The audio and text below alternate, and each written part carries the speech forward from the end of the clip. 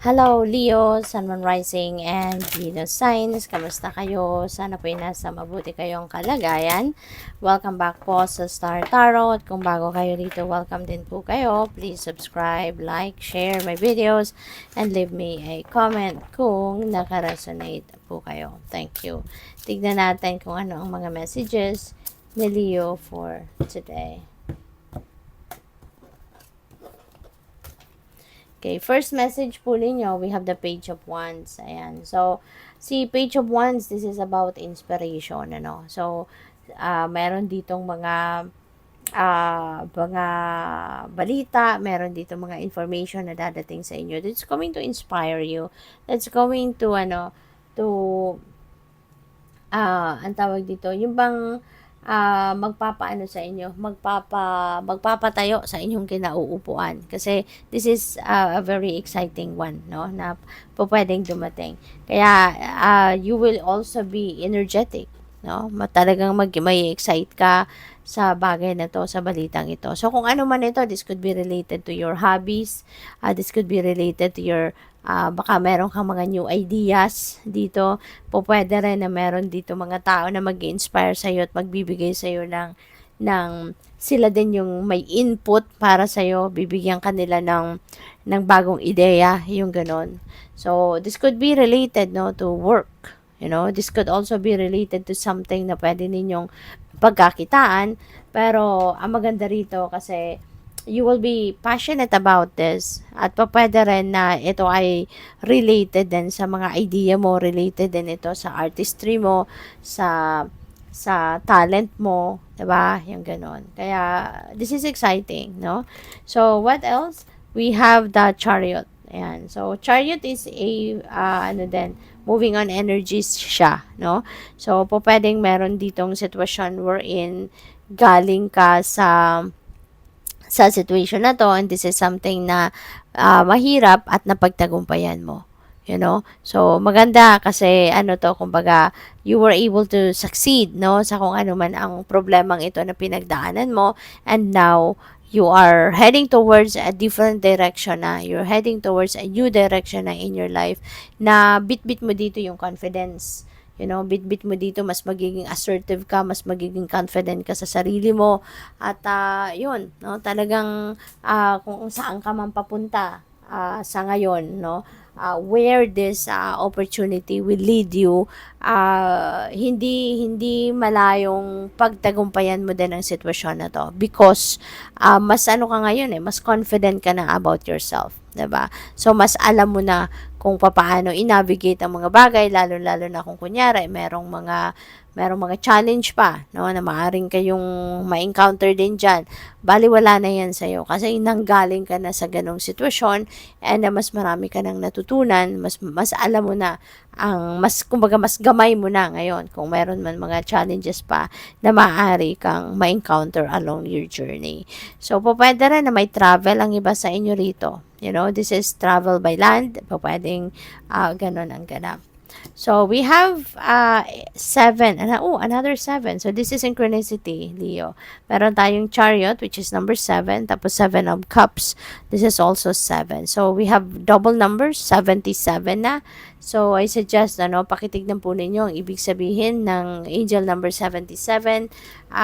Paki-google po ninyo yan, tignan ninyo kung anong ibig sabihin nito, because there is an additional information or there is an additional inspiration, na gusto ng universe na mabasa ninyo. Okay? So, we have 7 of Cups. This is opportunities, maaring marami kayong, alam mo yun, maraming oportunidad, ang nandiyan dyan that will show up sa buhay mo. Kaya,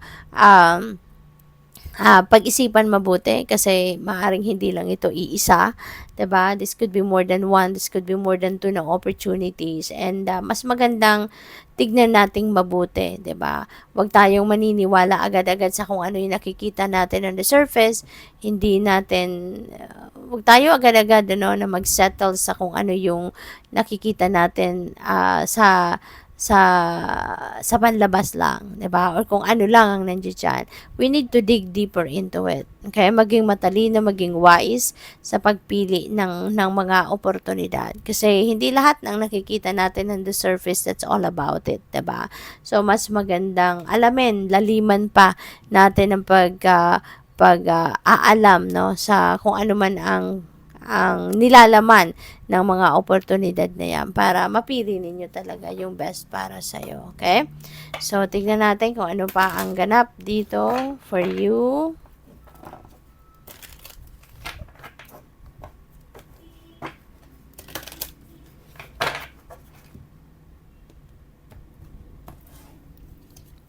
So, we have protect your dreams. Sabi dito, you are the guardian of your precious dreams and they are safe in your care.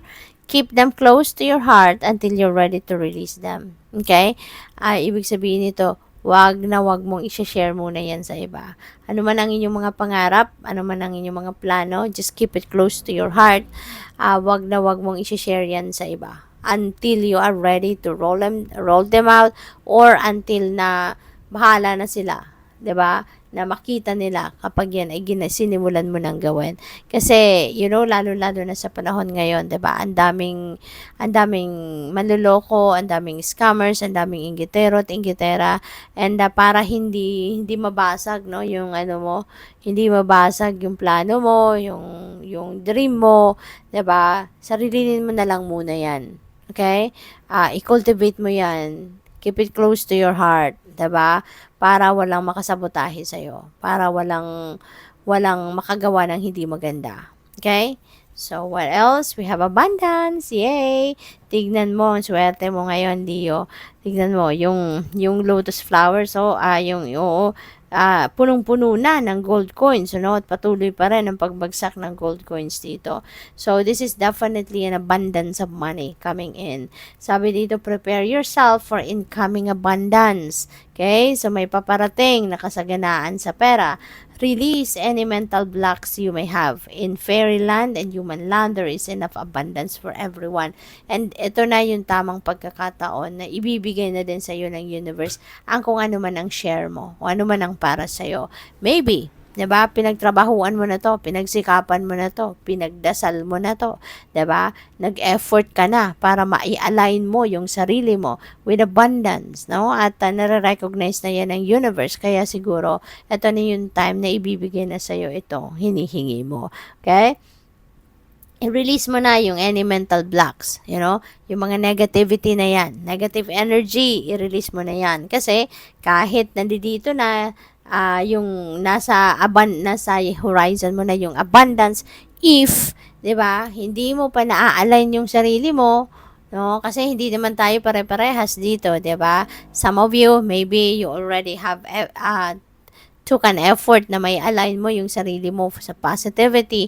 Pwede ang iba, merong hindi pa. Meron pang hindi pa ginagawa yan. Meron pang nagrereklamo sa universe. Meron pang nagne-negative thoughts. Meron pang nagne-negative feelings and emotions. No? So, for those of you na may ganon, tanggalin mo na. Tanggalin mo na yung mga negativity na yan because that can stand in between you and this abundance. In a way, no, kung ikaw ay nagne-negative thinking pa, ikaw ay nagne-negative energy pa, parang in a way, sinasabotahe mo yung sarili mo. 'Di ba? You are self-sabotaging. Kasi, lagi ko sinasabi sa inyo, negative, no, will not attract positive. Negative will attract negative. Positive will attract positive. Kaya, in order for you to attract this positive energy of abundance, dapat ang energy mo positive din. 'Di ba? Para mahatak mo ito. Kasi kapag negative ka, ibig sabihin nito, inaano mo to, parang sinesend away mo. 'Di ba? Kung negative ka tapos positive yung ina-attract mo, yung hindi mangyayari yun, 'di ba? Parang ano lang 'yan, parang inaapula mo yung apoy, yung ganon. Parang ikaw ang tubig at ito yung apoy at inaapula mo siya. Parang ganon ang mangyayari kapag ito positive tapos ikaw negative, 'di ba? So, kaya kailangan mong i-align, no? I-align mo yung sarili mo with this positive energy if you want if you want this to happen in your life. Okay? So, we have manifestation. See, napakagaganda ng mga energies na tong lumalapit sa iyo sa ngayon. So, this is manifestation energy. Ibig sabihin nito na pamaari, no, na ma-manifest mo na talaga sa ngayon ang mga gusto mong ma-manifest sa buhay mo. Whatever it is that you want in your life, whatever it is na maaring pinagdadasal mo, hinihingi mo, 'di ba? Ay po pwede mong ma-manifest ngayon. Po pwedeng mangyari na 'yan sa buhay mo talaga. You know? Ang request lang sa inyo dito ng universe, be very honest and clear what you want. Okay? Kasi po pwedeng hindi ka rin consistent magdasal. Kunyari, gusto mo ngayon. Nung isang araw, hindi naman yun ang pinagdadasal mo. Nung isang buwan, hindi naman yun ang pinagdadasal mo. Yung ganun. So, the universe wants you to be clear of what you really want in your life. Kasi, maaaring nakahanda na ang universe, diba? Na magpadala sa iyo ng support, ng tulong para ma-carry out ang kung ano man talaga yung pinakagusto mong mangyari sa buhay mo. Okay? So, yun. So, good luck sa'yo. Thank you for watching. Love and light. Namaste.